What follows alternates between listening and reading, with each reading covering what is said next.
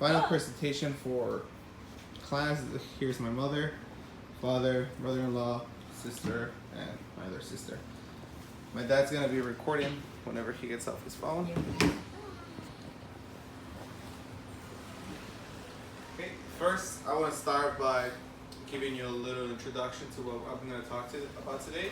I'm here to talk to you about how and why space exploration is important, and not only to us but to all mankind.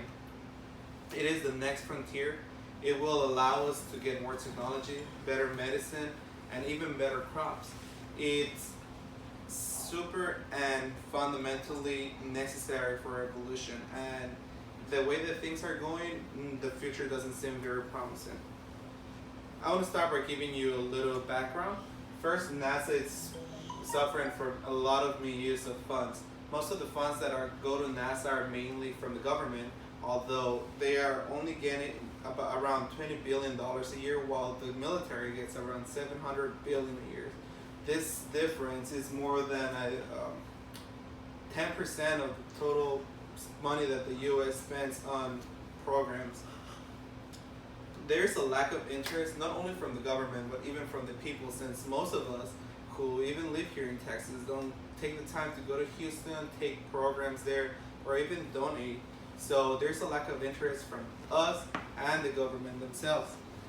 We fail to recognize that NASA and other even space agencies are important to us because we don't see the immediate benefits.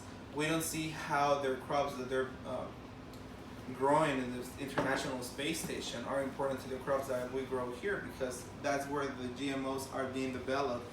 So there needs to be a shift of interest and of funding from other unnecessary things to more necessary things that will benefit the whole humankind. There's also many problems that NASA faces besides just money. The cancellation of programs such as the Space Shuttle program by George W. Bush in 2008. The Space Shuttle program put a stop to astronauts that were trying to get to the International Space Station. Now, instead of being able to basically take their own shuttle, they had to take a ride with the Russian shuttle Sugoyo, and they have to basically go to Russia. The US pays for those seats, and then they take a ride over there. We are no longer able to go for ourselves. Then there is also the Constellation program, which was shut down by Obama in 2011. This program, for me, it was a very amazing and ambitious one. It was a three-step program that first, it was to send people to the moon again, then establish a base in the moon, and then from there do research and invent more technologies in order to be able to get to Mars and maybe colonize it one day. This cancellation of programs have led to the downfall of NASA. This is mainly because now people that were interested in maybe going to the moon or maybe going to Mars are no longer interested in these things.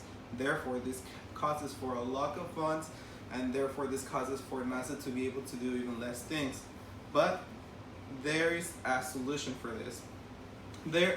First of all, the solution to fix this problem is to shift maybe at least one quarter, or I hope that they maybe change one half of the spending that it goes to the military into NASA. That way we can improve mankind and all of our technologies. There are also organizations like the Penny for NASA who do charity work, and all of the money that they receive, they donate it to NASA. We can take even the initiative ourselves to go online and even donate ourselves. You can pay them on PayPal. They accept Bitcoin and any forms of cryptocurrency. It is important to do this because NASA and other space agencies are the next step in our evolution. They will lead us to our next step in evolution. We don't know what lays ahead of us. We don't know what's out there. And I think it's best said by Carl Sagan when he said, somewhere, something incredible is waiting to be known. And I live by these words, and I hope to one day be able to see man in another planet. Thank you, and that was the whole presentation for today.